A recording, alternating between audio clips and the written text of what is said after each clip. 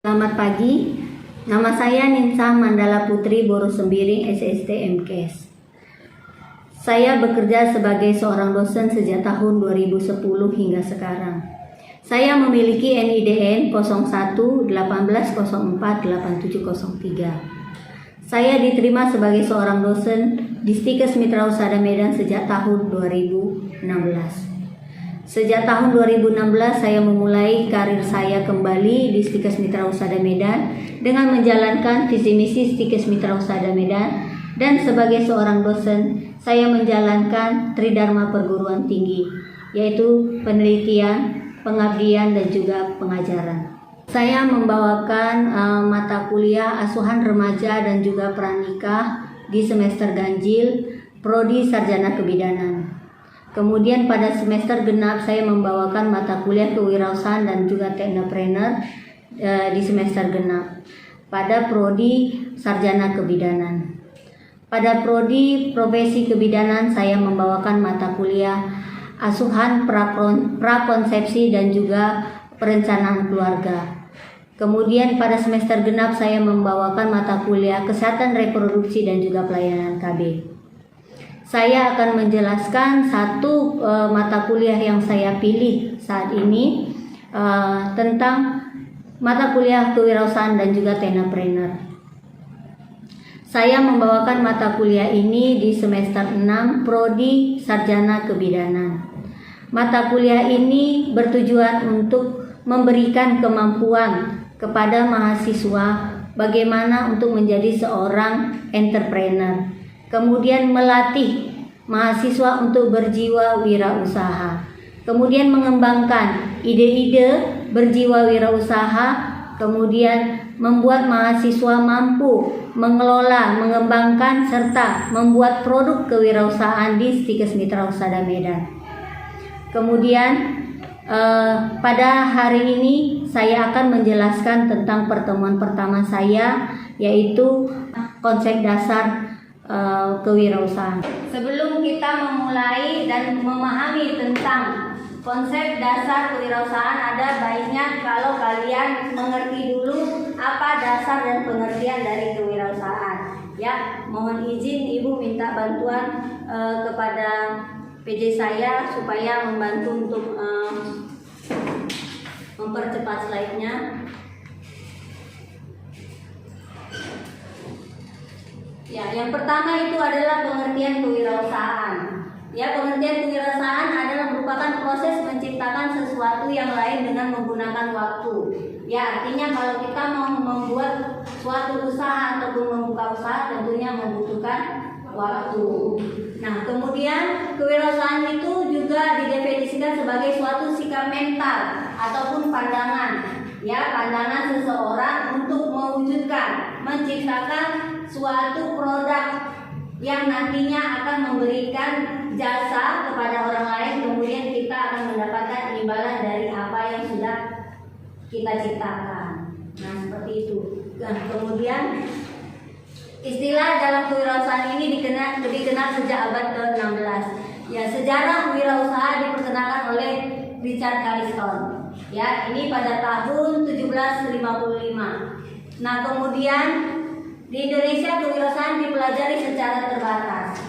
Nah, untuk pelayanan kebidanan, kewirausahaan ini ya dimulai dari masa pendidikan. Ya, dimana nanti selama kamu merintis pendidikan sebagai seorang bidan, kamu juga belajar untuk menjadi seorang wirausaha. Ya, dari mana dimulai itu? Pertama itu adalah membentuk ilmu pengetahuan kamu, bagaimana kamu memberikan pelayanan untuk pertolongan secara medis. Ya, baik itu keterampilan menolong persalinan, kemudian perawatan bayi baru lahir, kemudian perawatan ibu nifas, serta pelayanan KB hingga ke menopause. Nah, ada pertanyaan sebelum saya lanjutkan? Tidak ada. Nah, kemudian ciri-ciri dan karakter seorang wirausaha itu ialah harus memiliki motivasi. Ya, harus memiliki motivasi. Nah, kemudian mandiri dan kreatif. Nah, jadi kalau kita mau melakukan wirausaha itu tentunya kita bisa menggerakkan, menjalankan usaha kita sendiri. Ya, nah kemudian kita harus bisa ataupun berani mengambil risiko dalam mengelola suatu usaha. Nah, misalnya contohnya ya, contohnya kalau kita mau membuka praktek, ya, seorang bidan bentuk usahanya itu adalah membuka praktek. Ya, praktek apa? Praktek pelayanan kebidanan. Nah, tentunya kalau kita melakukan pelayanan kebidanan itu salah satunya adalah contoh pelayanan suntik KB, akseptor KB. Ya, nah jadi kalau ada pasien ya yang ingin menjadi akseptor KB, maka kita harus menjelaskan yang pertama metode-metode untuk menjadi akseptor KB. Ya, ada metode hormonal. Nah, salah satunya itu adalah injeksi KB. Nah, injeksi KB ini terdiri dari dua. Ya, ada yang 1 bulan, ada yang 3 bulan. Nah, kalau kita mau memberikan injeksi, tentunya kita memasukkan jarum ke bokong, ya kan? Nah, di situ kita harus bisa dan berani mengambil resiko. Resiko apa yang kita ambil? Nah, resiko yang kita ambil, kita harus berani memasukkan jarum ke organ tubuh pasien kita, gitu ya. Nah, kemudian tentunya sebelum melakukan tindakan itu kita harus memiliki izin. Nah, izin apa? Yang pertama izin STR. Kita harus punya STR. STR ini adalah surat tanda registrasi. Artinya kita terregistrasi untuk memberikan pelayanan kebidanan. Nah, jadi kalau kita punya STR, kita bisa memberikan pelayanan kepada pasien. Nah, kemudian apalagi izin usaha. Izin usaha itu adalah SIPB. Ya, SIPB. Nah, sebelum kamu membuka SIPB ini, tentunya syarat yang utama itu adalah menyelesaikan pendidikan ya selama 4 tahun. Ya, selama 4 tahun untuk mengambil gelar sarjana kebidanan. Nah, kemudian kalau untuk membuka praktek kamu harus melanjutkan pendidikan profesi. Iya, syarat membuka praktek itu harus ijazah profesi. Nah, jadi ada yang ingin bertanya mahasiswa ibu sekalian tentang wirausaha? Izin bertanya, Bu. Terlebih dahulu perkenalkan, Bu, nama saya Mardiana, saya mahasiswa semester 6 prodi sarjana. Di sini saya ingin bertanya mengenai penjelasan dan PowerPoint yang dipaparkan berdasarkan ciri dan karakteristik kewirausahaan. Di mana di sini saya tidak memahami ciri pertama, yaitu adalah motivasi berprestasi dalam kewirausahaan. Apa sih, Bu, yang dimaksud dengan motivasi berprestasi tersebut? Mungkin sekian, Bu. Terima kasih, Bu. Baik, terima kasih, pertanyaannya bagus sekali. Ya, motivasi dalam berprestasi ya. Yang dikatakan motivasi itu adalah dorongan, ya, dorongan yang muncul dari dalam diri sendiri, ya, dari dalam diri sendiri untuk mendapatkan pengakuan oleh orang lain. Ya, yang pertama pengakuan oleh orang lain. Nah, bagaimana kita mendapatkannya itu? Misalnya kamu sebagai mahasiswa, ini saya kasih contoh sederhana, kamu sebagai mahasiswa, kamu membuat ide, ya, ide membuat produk misalnya membuat produk olahan dari, mohon maaf ya, pembalut kebutuhan wanita, ya, dari bahannya itu katun misalnya. Nah, tentunya kamu sebelum kamu melakukan penjualan, ya, sebelum kamu melakukan penjualan pasti kamu melakukan uji coba dulu, ya kan? Kamu uji coba, kamu pakai sendiri, kamu merasa nyaman. Kemudian kamu membuat melebihkan uji coba bahan produkmu itu, kemudian kamu bagikan sama teman-temanmu. Kemudian mendapatkan pengakuan dari teman-temanmu bahwasanya bahan pembalutmu itu aman dan tidak menimbulkan alergi. Nah, itu juga merupakan motivasi bagimu untuk mendapatkan pengakuan orang lain bahwasanya produk yang kamu buat itu berkualitas. Nah, kalau di dalam contoh dalam pelayanan kebidanan, ya, misalnya kamu mampu menyelesaikan pendidikanmu yang pertama, ya, tentunya kamu mendapatkan ijazah. Nah, kemudian kamu terdaftar menjadi anggota organisasi IBI, ya, Ikatan Bidan Indonesia. Ya, nah kemudian kamu mendapatkan kartu karena tidak mudah untuk mendapatkan kartu, ya. Nah, kemudian sejak pada tahun 2020 ya, kemudian keputusan Kemenkes ya di nomor 320 tentang standar profesi bidan ya, syarat untuk membuka SIPB itu saat ini adalah profesi bidan ya, harus berijazahkan profesi bidan ataupun bidan profesi ya. Nah, jadi anak ibu tentunya untuk mendapatkan itu kamu harus melewati yang namanya UKOM ataupun ujian kompetensi. Nah, jadi apabila kamu lulus dalam uji kompetensi itu kamu akan mendapatkan serkom ya, sertifikat uji kompetensi yang dinyatakan bahwasanya kamu lulus.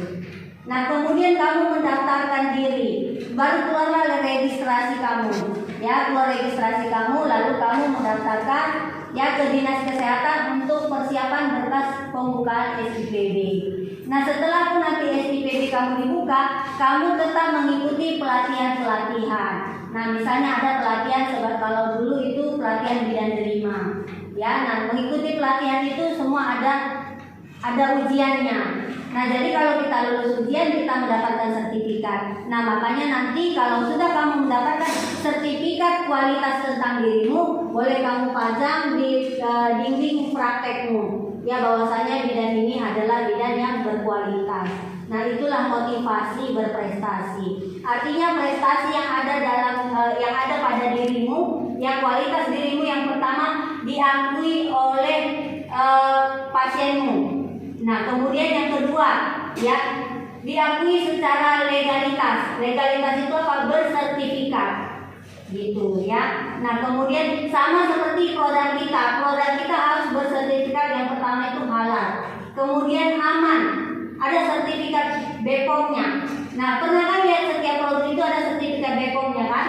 Nah, seperti itulah dia motivasi berprestasi. Nah, bagaimana mahasiswa itu, apakah kamu sudah memahami? Sudah, Bu. Terima kasih, Bu.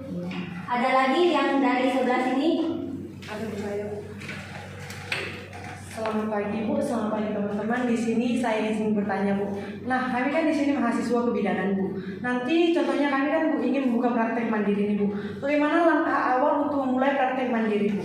Dan di sini saya ingin bertanya Bu, apakah membuka praktek mandiri itu disebut juga kewirausahaan Bu? Terima kasih Bu. Baik, terima kasih. Pertanyaannya bagus sekali ya. Nah, tentunya adik-adik sekalian ya, kalian menempuh pendidikan S1 kebidanan ini pastinya setelah tamat nanti tidak ingin menjadi pengangguran, ya kan? Iya, Bu. Kepinginnya bisa membuka usaha, bisa memberi penghasilan ataupun menghasilkan ya, dimana orang tua kalian nanti bisa melihat kalian itu menjadi orang yang sukses. Ada yang kepingin jadi orang sukses? Ya, kalau begitu semangat ya, semangat. Nah, baiklah, Ibu akan memberitahu kepada kalian bagaimana cara untuk kita bisa membuka praktek ya. Yang pertama itu adalah kamu harus menempuh pendidikan profesi kebidanan ya, ataupun bidan profesi. Kamu harus bergelar BD. Untuk mendapatkan gelar BD ini kamu harus mengawali dari pendidikan S1 kebidanan dulu ya. Setelah mendapat ijazah dan kemudian mendapat gelar SK, kamu melanjutkan pendidikan kamu ke profesi bidan. Nah, kemudian untuk mendapatkan ya gelar profesi bidan ini kamu harus mengikuti uji kompetensi.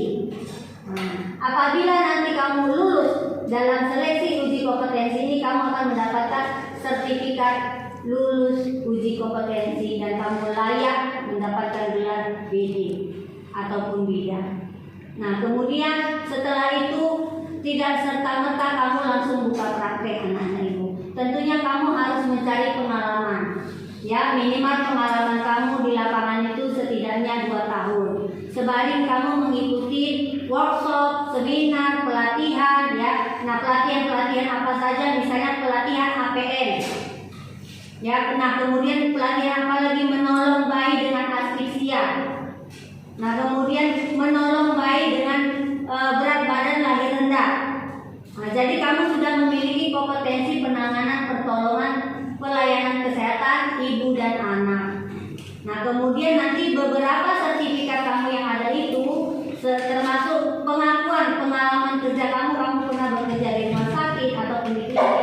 Kamu mendaftar di organisasi Ikatan Bidan Indonesia. Nah, kamu mendaftar, kemudian kamu nanti mendapatkan kartu keanggotaan.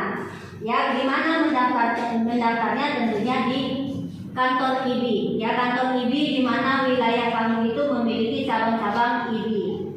Nah, kemudian nanti kamu dari situ ya kamu melapor ke puskesmas dulu. Ya, sebagai rujukan terdekat yang pertama. Bahwasanya puskesmas itu mengetahui di daerah wilayah kerja puskesmas itu terdapat seorang bidan yang ingin mengelola praktek pelayanan kesehatan pada masyarakat.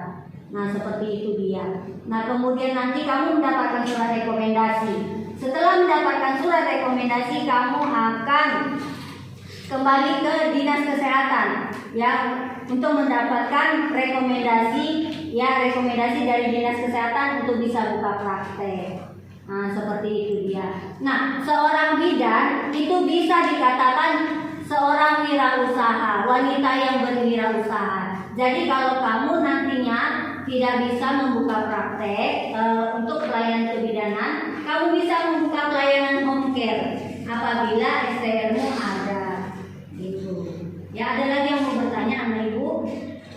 Sudah ada, Ibu. Bagaimana? Sudah mengerti apa yang Ibu sampaikan? Sudah, Ibu. Ya, apakah di sini bersedia untuk membuka wirausaha? Bersedia, Ibu. Apakah tertarik mata kuliah wirausaha ini? Tertarik, Ibu. Ya, baiklah, terima kasih. Nah, anak Ibu, tentunya sebelum saya mengakhiri pertemuan, saya akan mengingatkan kembali bahwasanya nanti kita akan bertemu lagi di hari Senin, ya, di hari Senin di les kedua, ya, dengan topik tentang ide-ide dalam wirausaha. Nah, sekian Ibu akhiri pertemuan kita. Selamat pagi. Selamat